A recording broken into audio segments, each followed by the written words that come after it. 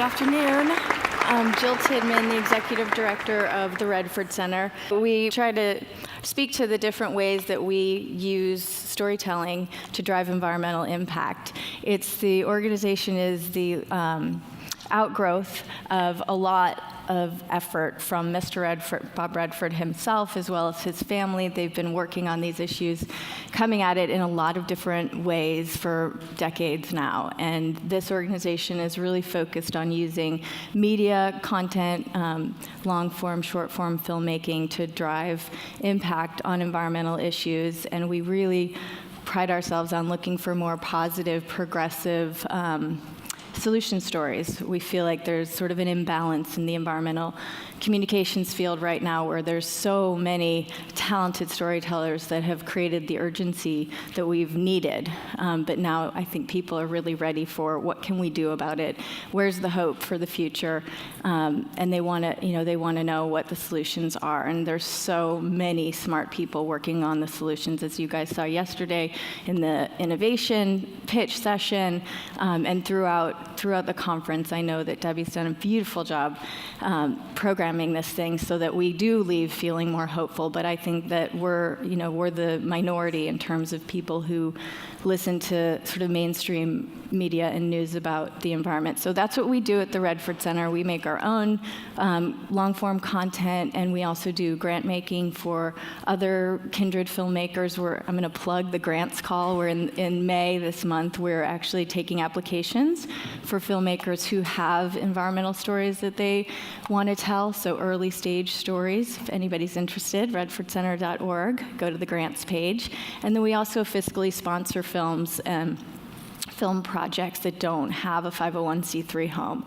So that's what we do, and I'm so honored to be here. Debbie, thank you so much for inviting the Redford Center into this community. I've met so many incredible people, and I'm going to have the panelists come up now, and we'll introduce them and have a chat about the power of story.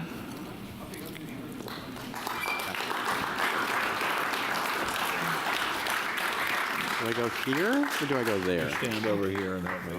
Oh, he's going there. Gotcha, okay. Great.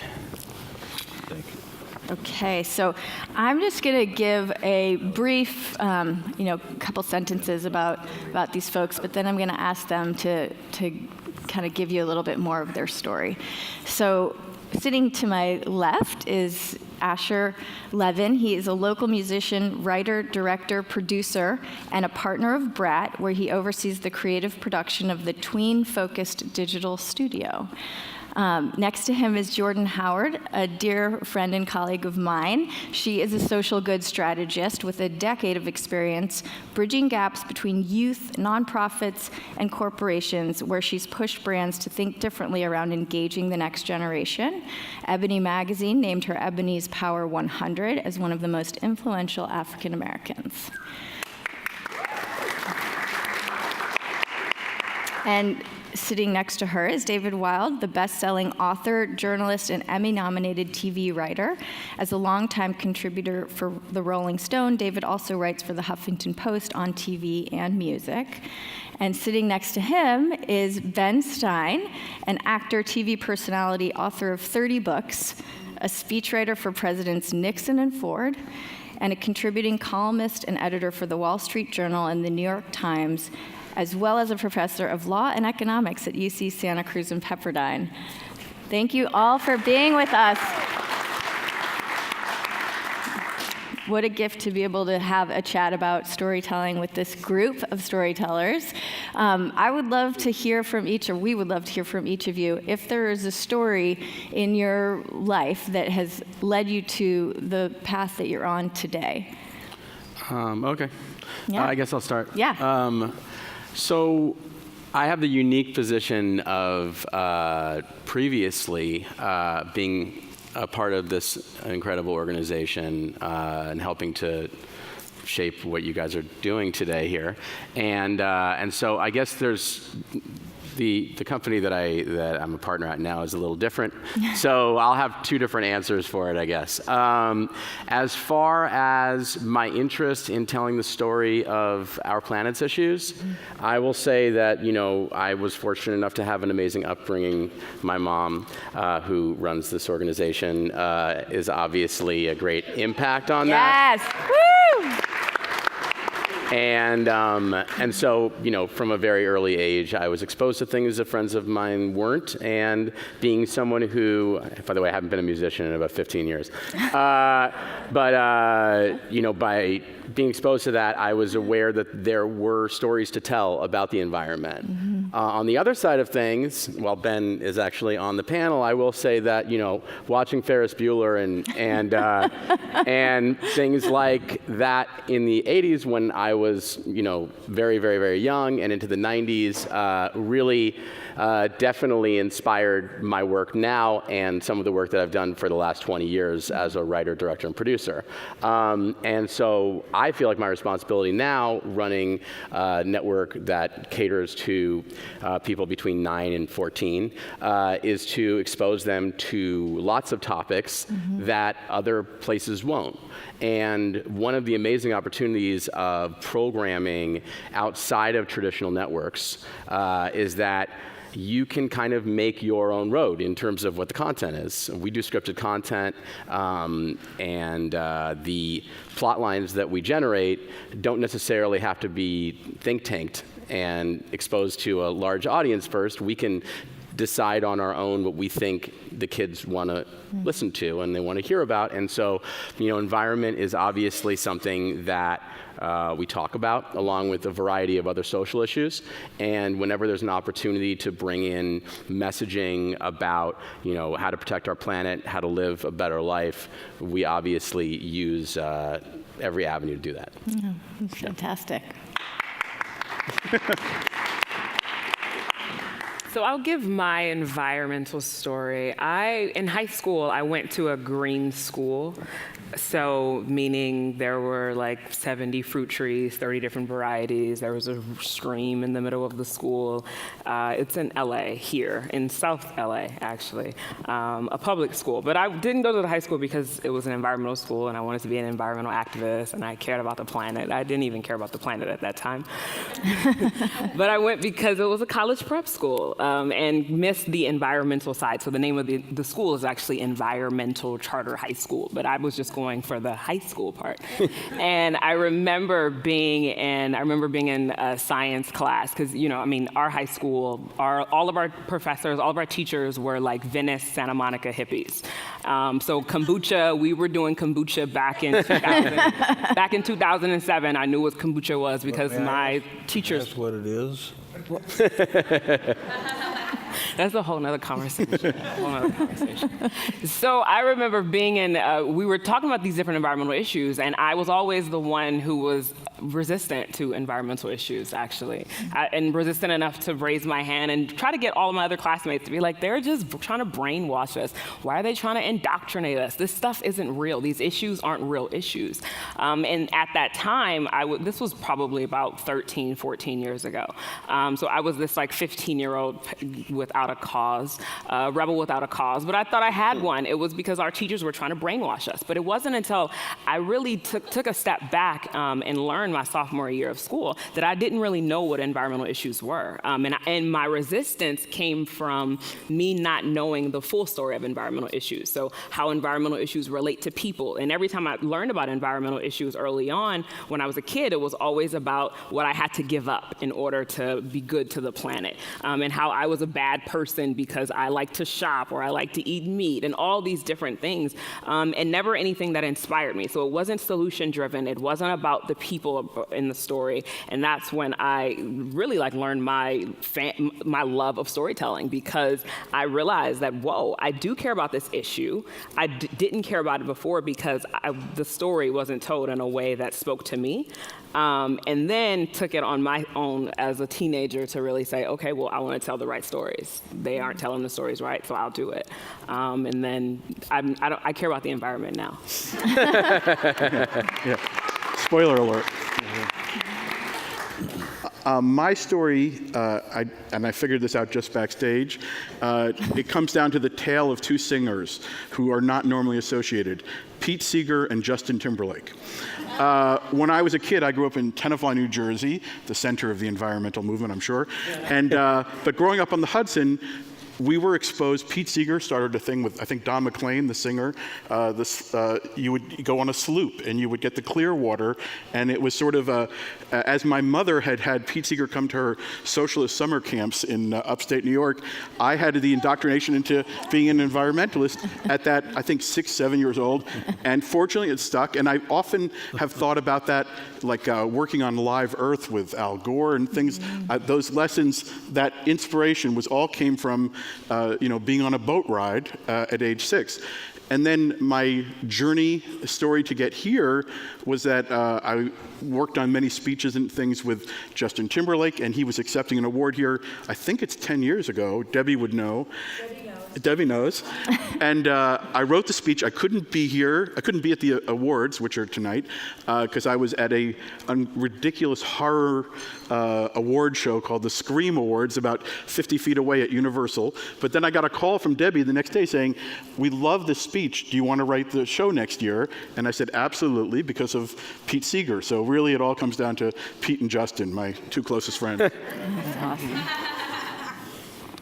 Okay, well, I didn't go to a socialist summer camp. If only. I went to a capitalist summer camp. And it's interesting, though, Madame's story touched me because I did go to an environmentalist elementary school, Parkside Elementary School outside Washington, D.C., which was located on a beautiful creek called Sligo Creek Park, and we were all taught to plant gardens and to take care of the environment. In fact, I feel as if I'm as old as all of you put together. I'm so old that I can remember when we were planting victory gardens this was to grow food actually for the Korean War, and we were growing up in an atmosphere of just absolutely beautiful, pristine gorgeousness, and it didn't really occur to me that there was a problem with the environment until much, much later. I would say not till I moved to New York after I stopped working for Mr. Nixon, who unfortunately had to leave office a little early. I was living in New York, and I just could not believe the air in New York. It was just incredible. It was like breathing the inside of a vacuum cleaner. And here's my environmentalist story. When I was a child, there are now something on the order of, this is a not exact number, of 7 billion people on the earth. When I was a child, they were on the order of 3.5 billion children, human beings, I should say, on the earth, not children, human beings on the earth. The enormous majority of them, like 90% of them, lived in extreme poverty. They were destitute. They didn't have enough to eat. They didn't have electricity. They didn't have any access to medicine. Since that time, the population of the earth has doubled, and the great majority of them have incredibly better lives than they did. Those lives are fed by energy. They are fed by energy primarily from fossil fuel sources.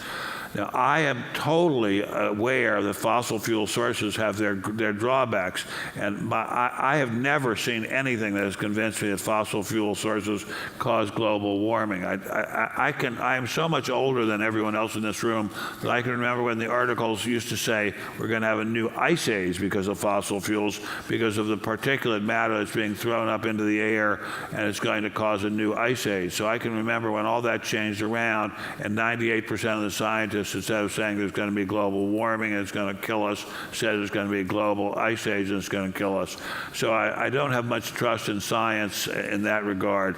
But what I've seen is that the energy, and especially the burning of fossil fuels, can produce fantastic miracles of improvement in people's lives. Obviously, it would be much better if it were renewable sources. There's no question in my mind.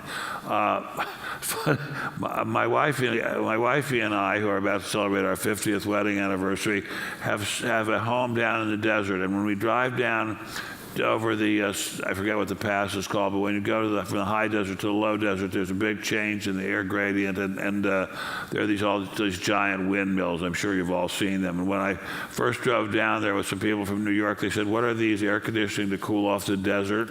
No, not exactly. They're ways to loot the taxpayers to produce electricity, renewable energy. But I would love to see more renewable energy. I don't like all the particulate matter that's being put up into the air. I have as a child, my environmental story is that I had bad asthma, and I don't like the fact that this is being put in the air. It would be much better if it were all renewable. It would be much better if cars were built with batteries instead of internal combustion engines.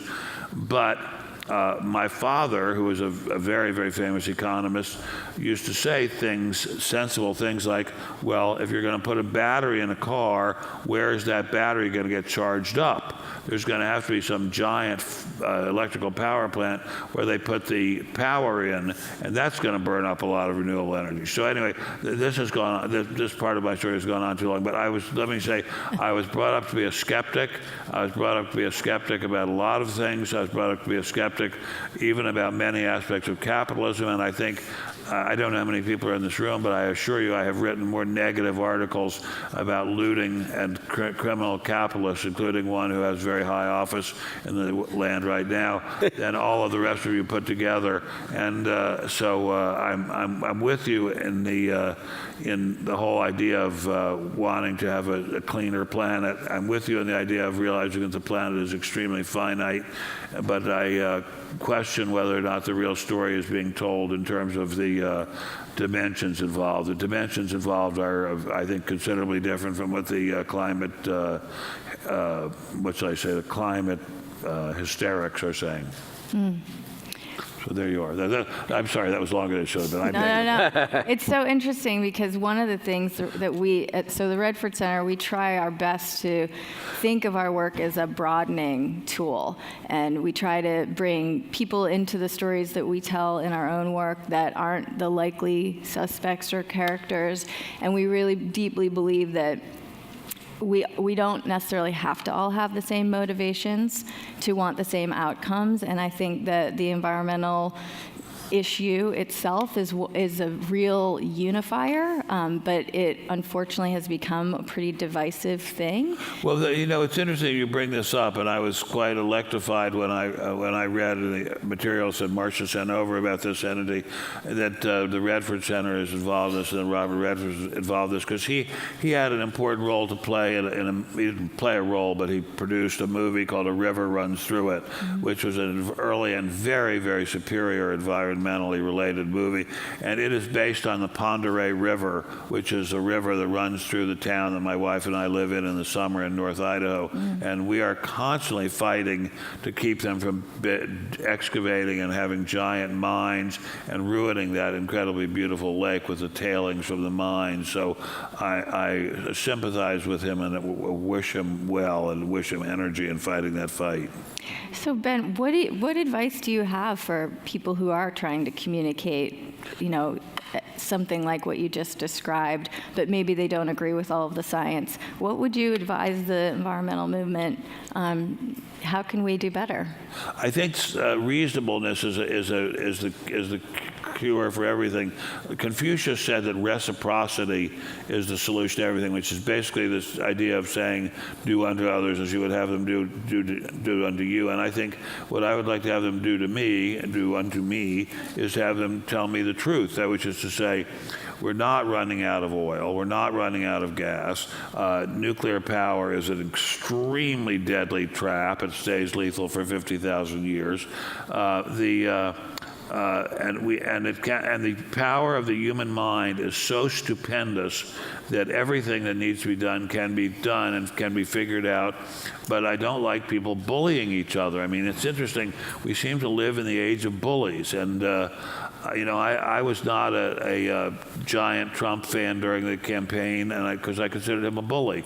I think now he's being bullied, but I think he's but I think I'd like to see some reasonable discussion by reasonable people like the ladies and gentlemen on this stage in terms of saying, yes, we have this problem, yes, we have that problem, here's a way to solve it. I'll give you, if I may, what I think is a perfect example. There's a famous Scandinavian environmentalist whose name escapes me at this moment. I hurt my foot very badly, and I've been taking pain medication for it, so I'm a little more woozy than I should be. Nordheim or something like that, some very Scandinavian name. And he points out that if you took the money that a tiny percent of the money that we're spending on environmental causes and used it to buy mosquito netting for poor children in the tropical regions of the world, or poor adults, we would save enormously more lives than will be saved through environmental work. If we took a just tiny fraction of that money and used it to give vaccines for tropical diseases, we would save enormously more lives. And I think saving lives is really the bottom line for everything. You know, Yes. just to, jump in here, I know this is obviously a provocative conversation in this audience.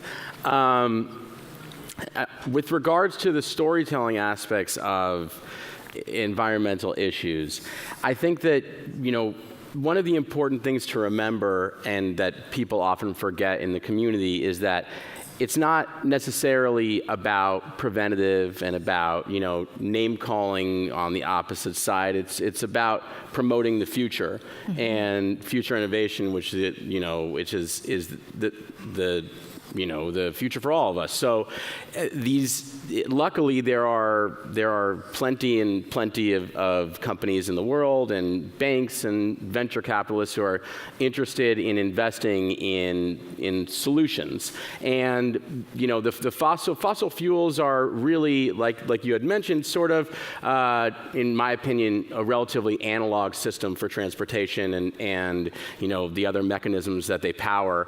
And what's nice to know is that as more and more successes happen with alternative ways of generating energy and generating power, the money is slowly getting, sort of reallocated over there. On the storytelling side of things, unfortunately, we haven't caught up that quickly. And I don't know how many people out there are aware of the fact that the amount of money that's spent to promote anti-environmental messages is probably about 1,000 times more than the amount of money that's spent to promote environmental messages. I sure don't see it. Where do you see that? You can look back at, I believe, last year there was a Super Bowl commercial to promote petroleum. Must have cost that by itself $2 million, right? Well, that by itself doesn't prove anything. Well, it proves that there is a whole lot of vested interest on the side of OPEC and various petroleum promoters to make sure that the system doesn't die that quickly until there's an alternative that they can capitalize on. There's a tremendous vested interest in your side too. All the power players, all the media power players are on your side. All the media power players are the beautiful people in Hollywood and New York and Washington, D.C. It's a rare person, especially in Hollywood, who will speak up in favor of the oil companies. In fact, I think I'm probably the only member of the Screen Actors Guild or AFTRA or the Writers Guild who's ever done it. So it's there's tremendous amounts of money in the oil companies. There's no doubt about that. Fantastic, breathtaking amounts of money. But the media power, it seems to me, is totally on the side of the anti-fossil fuel people. But your point is brilliantly taken. There is so much intelligence going on at work in terms of trying to solve this energy problem in a way which is, I'm not sure what the opposite of analog is, but which is non-analog. There surely will be solutions to it. But I think, if I may say so, one place to start would be to say it's not all the fault of the United States of America. The enormous majority of the pollutants that are being spewed into the atmosphere these days are coming from India and China. Absolutely. Enormous majority, and a good chunk from Brazil and a good chunk from the former Soviet. So let's not be too hard on the United States. I don't don't think you could have a conversation like this in China, whereas we certainly can. I don't think I'd like to try. I don't think so either. I don't think you get very good Chinese food in Chinese prisons. I do think that we miss a huge opportunity when we talk about these issues as if it is something that's going to happen in the future, and it's not here now, and it's not affecting people now, and it's not killing people now and hurting people now. I mean, you talk about we're in LA, in Wilmington, Los Angeles. That's a heavily immigrated Latino community where people can't afford to live anywhere else, so they have to live next to the oil drills. And their kids are all the kids have asthma. People are dying from cancer because their backyard is an oil field.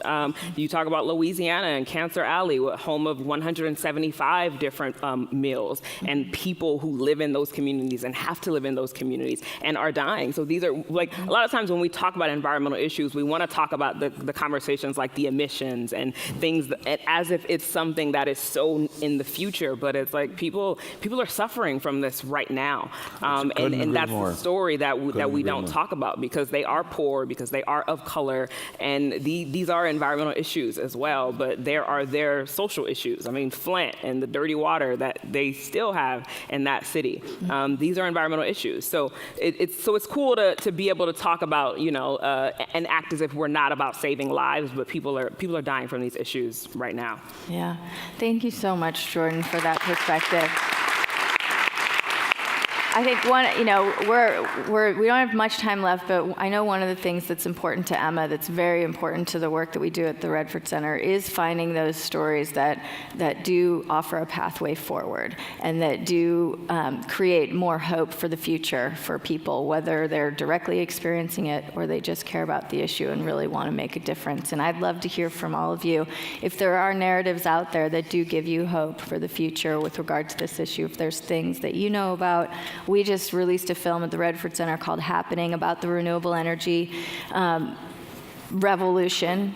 It's unbelievable what's happening, and it's happening a lot faster than most people think. And I know that Jamie and I personally felt drawn to the topic because it's so hard to just look at the bad news. And so we do, in our own work, look for these more hopeful stories. And I'd just love to hear for all of us, if there are narratives out there that you think are really winning on this issue and that are really bringing people together around what we can do. You haven't said anything. Why don't you say? Yeah, David. Well, I think stories make a huge difference. Right with thinking about Robert Redford, I think, did I become a journalist for the first 20 years of my life largely because of a movie he made with, Robert Redford made with Dustin Hoffman? I think they made journalism cool. They made it like being a rock star. Even today, having Ben be a part of this conversation is a really positive thing, in my opinion, in terms of furthering the story, because the same day that that's happening, I believe Scott Pruitt, EPA today, wouldn't let the Associated Press into a big EPA event, shutting down the story. And it's great that we actually have this conversation. I've tried to do that in my own work. For instance, at Live Earth, I remember Alec Baldwin coming on to do an introduction in I think it was Giant Stadium, and he pitched me what he wanted to say, which was, I believe the quote was, "Fuck Bush, fuck Bush, fuck Bush." And I was standing with Al Gore saying, that's very powerful, but maybe we could go for something a little more nuanced here to try to further the discussion. And that's sort of the challenge. And so that's why I'm happy, even because I'm a fan, but also because I disagree with everything he said pretty much. But I'm happy to have that we have a conversation, and that he's much charming and better looking than Scott Pruitt. Well, but Scott Pruitt has very good, very, very, very good meals to cater to him. I have a story. My dear friend Bob from Washington, D.C., who's my friend and tour guide, and helps me now that I've hurt my foot so badly, and I spend a lot of time on the Chesapeake Bay. I don't know how many of you know where the Chesapeake Bay is, but it is an incredibly beautiful body of water, basically between Maryland and Virginia, but basically between two different parts of Maryland. And that was just a foul dump And it has been cleaned up by community action largely, so that they could continue to do crab fishing. And do they have clams there too, Bob, or just crabs? Oysters, sorry, oysters. And they can't eat them, Trafe. And but that's community action, which has done an amazing amount of successful work in that area. And I think the best stories are stories of community action. I know the stories in Sandpoint, Idaho, which is where Mr. Redford's work on River Runs Through It, a lot of it took place there. The community action, that's a Republican town, a Republican county, a Republican state, but people said, look, it's killing us to have our beautiful lake poisoned, and so we're going to stand up for it. And they got their Republican senator and Republican congressman to stand up for fighting it, and we got that lake cleaned up. Mm-hmm.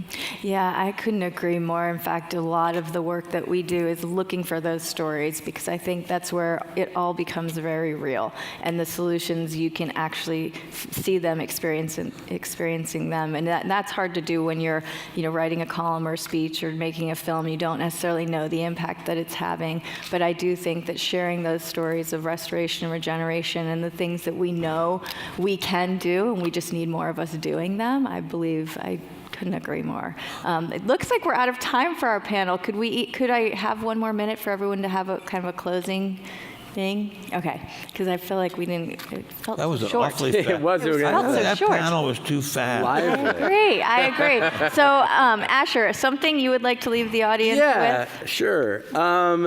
So two things. How about that? Just to sort of duck back in with our fun conversation from a little earlier. The entertainment community is very loud. I will say that. But the example of the amount of horrific shootings and our environmental issues are a pretty good indication that we might have loud voices, but we don't really do a lot in terms of action, because there's a lot of money behind the other side that is able to stomp it out when it actually comes to legislation. So what I will say is the next generation of young people are really the place where you need to start. And when you look at people like Jaden and some of his friends and other people in the community who use their social media platforms to promote inspirational stuff, they're not bullying. They're really just celebrating the environment. They're celebrating their lifestyles. And I think the more that we can get away from environmental issues being issues and instead make them part of just the way of doing business, both on the economic side with the amazing work and innovations that are being done all over the globe, and most specifically in a lot of places in California, and also with our young people sort of promoting all this stuff through their millions and millions and millions of followers, the less we will have to combat these things on a legislative level, because we'll have people in office that actually care and want to vote correctly. Yeah. Yeah.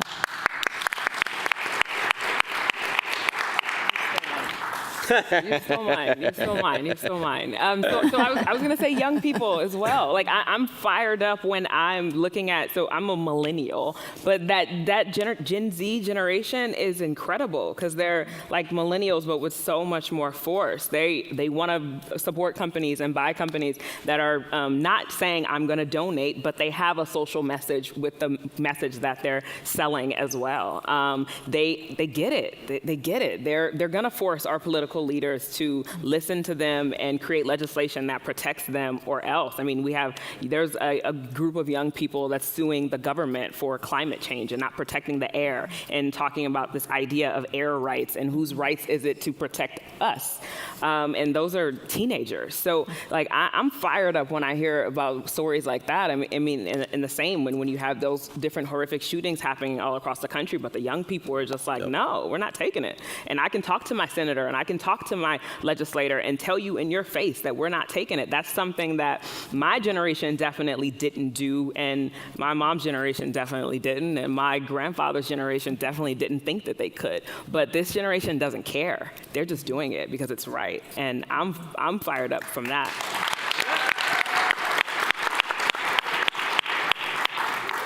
I just want to further the story by reaching across the environmental divide, and instead of saying anything more, just take a picture with Ben Stein. Is that okay? So. Well, I would just like to say I think everyone in this room shares the goal of wanting to pass on to our grandchildren. I don't know. I'm the oldest by far in the room, so I would say I may be the only one in the room with grandchildren. But I want to pass on to my granddaughter a beautiful blue earth, and I want to pass on to her a prosperous, happy country where people still have freedom, choice, and do not have a big brother type government telling them what they can and cannot do, but where people have been well educated enough to know that saving the earth is saving themselves, and it's up to them to do it, and that they cannot rely on the people on this panel or the people at the Redford Institute or people anywhere else to do it, but they have to know in their hearts that this beautiful blue earth is theirs to keep.